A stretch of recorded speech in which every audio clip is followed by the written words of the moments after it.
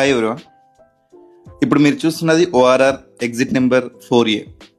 ఇక్కడ కొన్ని సంవత్సరాల క్రితం ఎకరాల్లో అమ్మేవాళ్ళు. ఆ తర్వాత ఔటర్ రింగ్ రోడ్ వస్తుందని తెలిసి గుంటల్లో, ఆ తర్వాత లేఅవుట్స్ చేసి స్క్వేర్ యార్డ్స్లో అమ్మడం స్టార్ట్ చేశారు.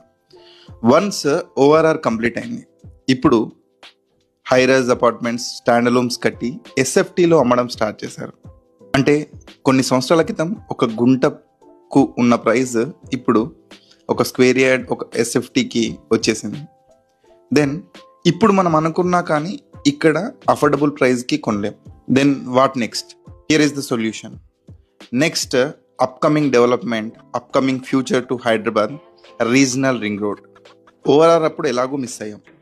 Present regional ring road already markings జరుగుతున్నాయి, అలైన్మెంట్స్ జరుగుతున్నాయి.